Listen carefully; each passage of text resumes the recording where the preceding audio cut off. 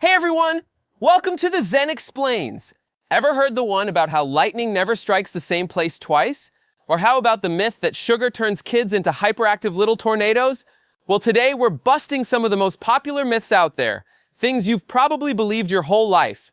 From Vikings with horned helmets to the so-called 10% of the brain nonsense, we're diving deep into the truth behind these myths. Stick around, because by the end of this video, you'll be the one schooling your friends with facts they never saw coming.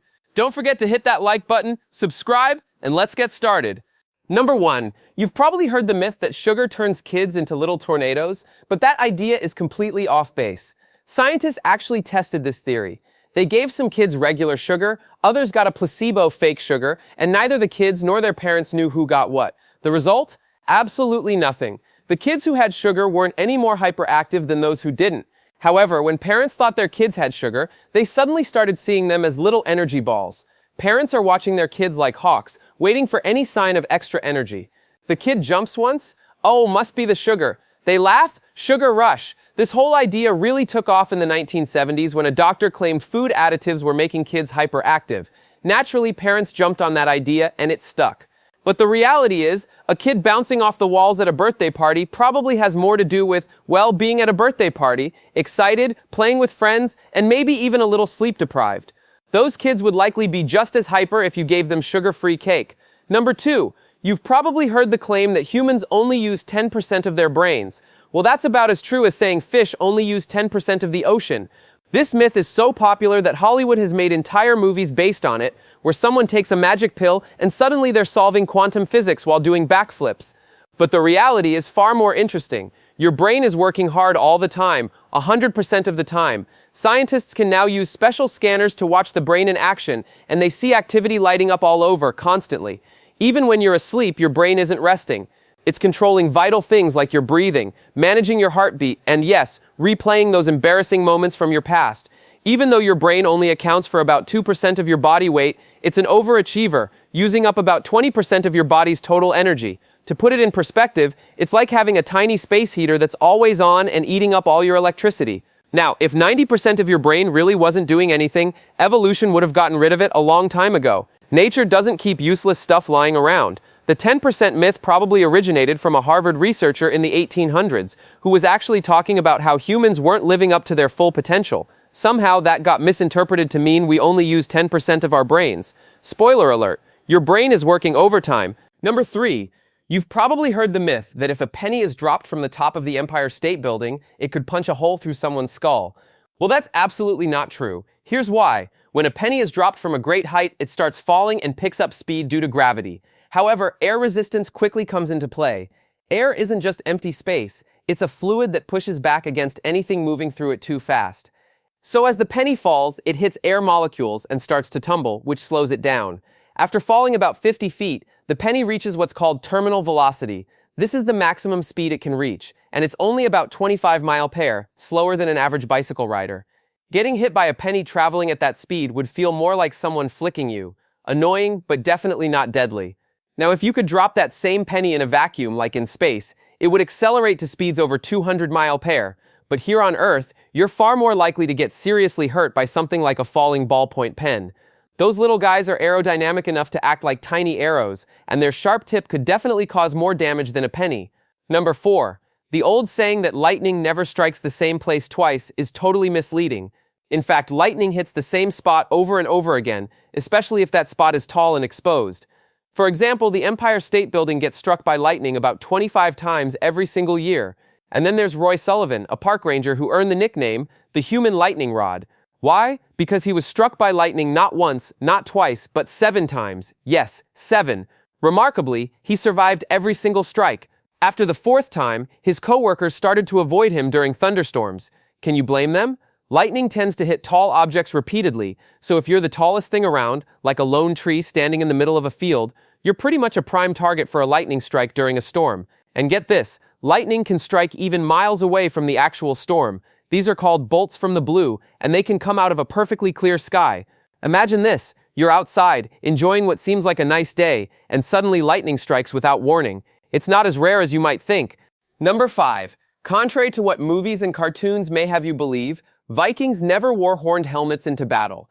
The whole idea of Vikings sporting helmets with horns is actually a fashion myth that was created in the 1800s by costume designers for opera performances. These designers thought horns would look dramatic on stage, and in doing so, they accidentally created one of the biggest misconceptions in history. The truth is, wearing a helmet with horns in battle would be totally impractical. Imagine charging into a fight with something that gives your enemy two perfect handles to grab. Doesn't exactly scream battle ready, does it? And if you're running through a forest or a tight space, those horns could easily get caught on tree branches or other obstacles, making you more vulnerable than fierce. The real Viking helmets that archaeologists have uncovered were simple, practical pieces of protective gear, usually just a basic cap with maybe a nose guard. There have been some horned helmets found in Denmark, but they date back around 3,000 years before the Vikings even existed. These ancient helmets weren't used for combat. They were ceremonial, sort of like an ancient crown. It's likely that 19th century opera costume designers saw these ceremonial helmets and thought, perfect, let's give the Vikings these. And just like that, the image of horned Viking helmets was born. Now, thanks to pop culture, millions of people think Vikings were running around with horns on their heads, when in reality, they probably kept their helmets pretty plain and practical.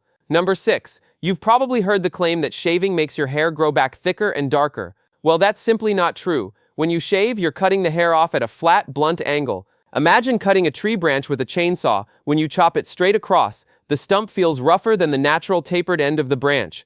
The same thing happens with your hair. When it grows back, it feels coarser or thicker because the hair has a flat top, creating the sensation of stubbly, thicker hair. But here's the important thing. Scientists have studied this extensively, and they've found that shaving has absolutely no effect on the actual growth of your hair. The thickness, color, and growth rate of your hair are all determined by your genes. Your razor isn't hacking into your DNA and reprogramming how your hair grows. If shaving really did make your hair grow thicker, imagine what would happen to people losing their hair. Every balding man would be shaving his head daily, and we'd probably have found the cure for baldness in a can of shaving cream by now. Yet despite all the money Jeff Bezos has to buy the finest razors, he's still bald. So why does this myth persist? It's because of the stubbly feeling that happens when the hair starts to grow back. That's just the blunt edge of the cut hair, not a magical transformation that's making it thicker. The truth is, your hair is exactly the same as it was before you shaved, except now it has a flat top. Number 7. You've probably heard this one a million times. Wait 30 minutes after eating before swimming, or you'll get cramps and drown. It's such a widespread belief that even lifeguards used to enforce it. But here's the truth. There's absolutely no evidence that swimming right after eating is dangerous.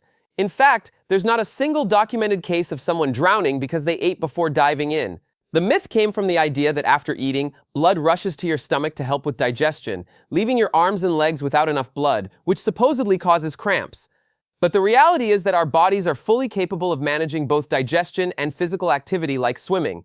It's much like how you can run after eating without any real risk of collapsing.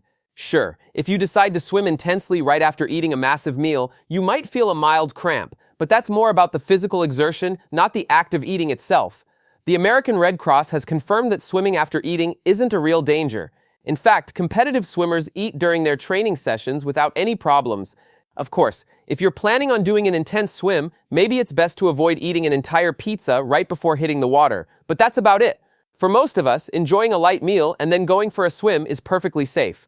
Number 8, you've probably heard it countless times from your mom, put on a hat or you'll freeze to death. And then there's that widely repeated saying, you lose 50% of your body heat through your head.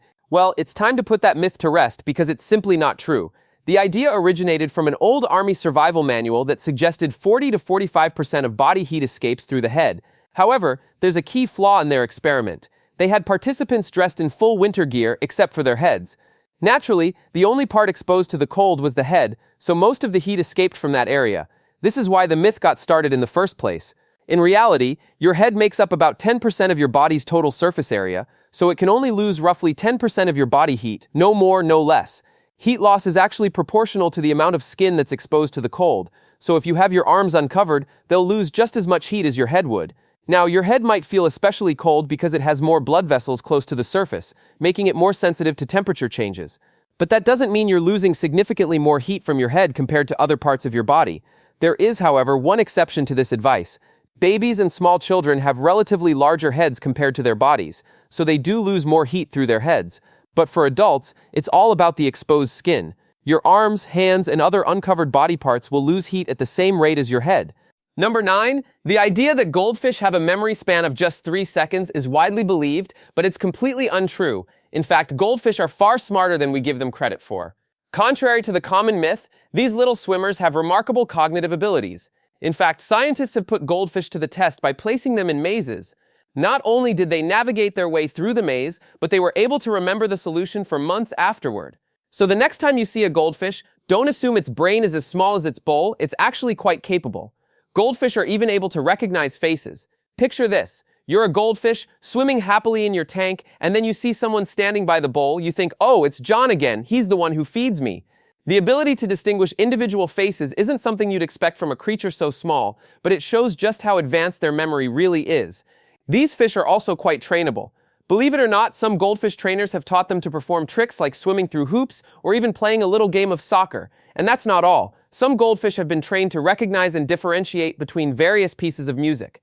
Imagine that. With a brain smaller than a pea, goldfish are capable of things we once thought were beyond them. Scientists are so intrigued by these abilities that they believe studying goldfish brains could give us valuable insights into human memory as well. These tiny creatures might hold the key to unlocking mysteries about how we remember things, and their brain power is far more sophisticated than most people realize. Number 10, there's a common myth about gum that many people believe, and it's one of those things that's been passed down through generations, the idea that if you swallow gum, it will stay in your stomach for 7 years.